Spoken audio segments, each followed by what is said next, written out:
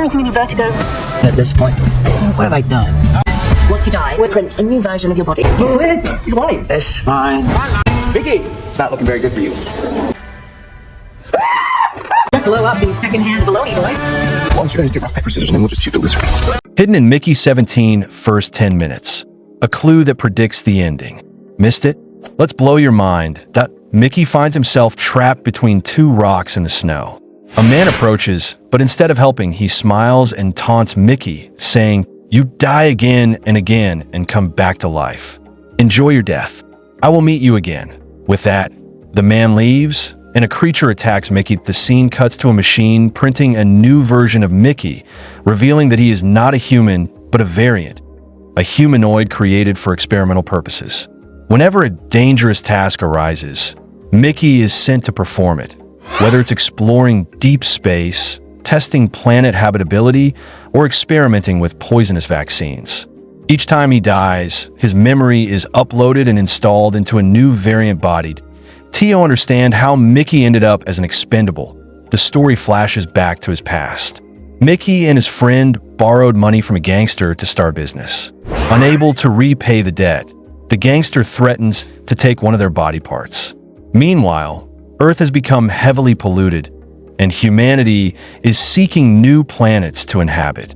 A spaceship is launched to find a suitable planet, and Mickey, desperate to escape his problems, applies to join the crew. However, lacking any valuable skills, he signs up as an expendable without understanding what it entails. A girl informs Mickey that as an expendable, he will receive no pay, minimal food, and if he dies, a new variant of him will be printed through the machine.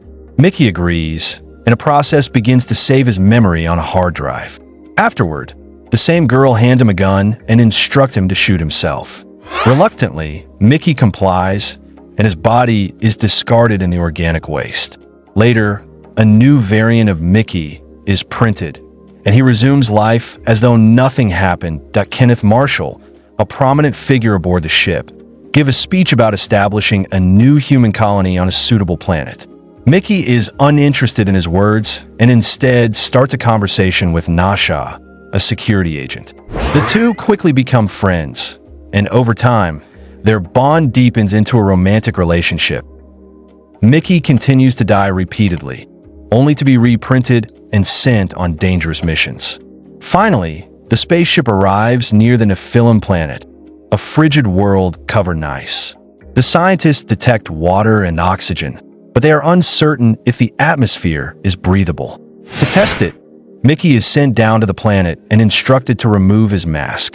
The exposure causes bacteria to enter his body, leading to severe health deterioration.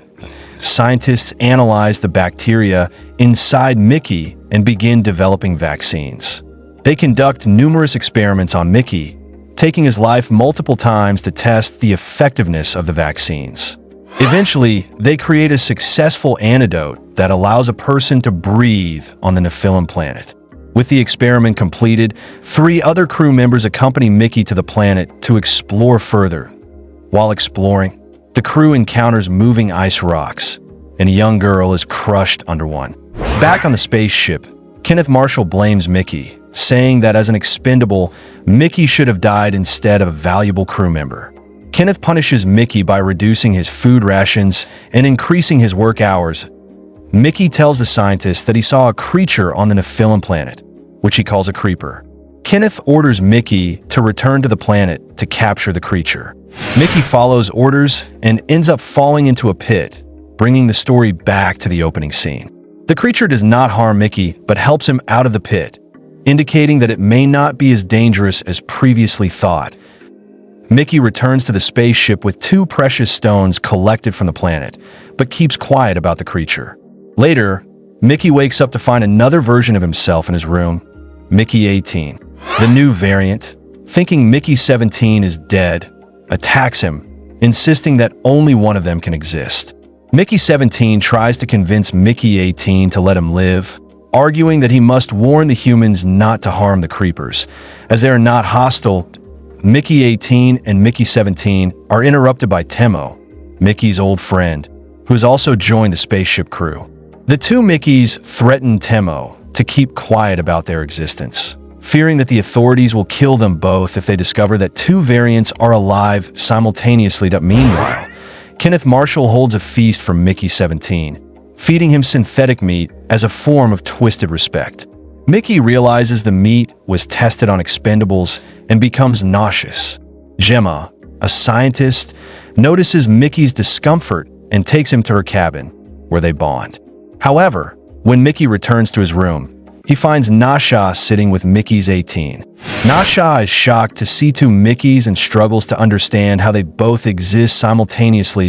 Gemma discovers the truth and wants to report to the authorities, but Nasha stops her, pleading for Mickey's life. The situation is interrupted by commotion in the meeting room, where Kenneth is carving his name into one of the stones brought from the film. Suddenly, two creepers emerge from the stone. One attacks Kenneth while the other collapses. Security kills the attacking creeper, but Mickey 18, still holding a grudge against Kenneth, tries to kill him. Mickey 17 and Mickey 18's actions attract unwanted attention, and they are both captured. Nasha is also detained for hiding the truth. Meanwhile, the surviving creeper is captured and subjected to further experiments. Mickey and Nasha try to devise a plan to escape, but Temo appears, warning them that the gangster they owe money to is demanding payment. Mickey 18 offers to let Temo take a part of his body, hoping to settle the debt, but things take a darker turn when Kenneth's wife decides to cook a sauce using the tail of the captured creeper. Kenneth plans to cut off more of the creeper's body to cook another dish. Mickey 17 tries to reason with the creepers, who communicate through telepathy. The lead creeper warns that if the humans harm their kind further, they will retaliate using powerful sound waves that can destroy human brains. Mickey 17 manages to convince Nasha to release the captured creeper, but Kenneth orders Mickey 18 to detonate a bomb, resulting in both his and Kenneth's death. 6 months later, Nasha has become the leader of the spaceship community. Mickey 17 is still alive, and Nasha gives him a remote control that can destroy the expendable printing machine, effectively ending the cycle of death and rebirth. Mickey decides to destroy the machine, finally freeing himself from the expendable system. The movie concludes with Nasha expressing her desire to stay with Mickey, as they both look forward to a life without endless suffering.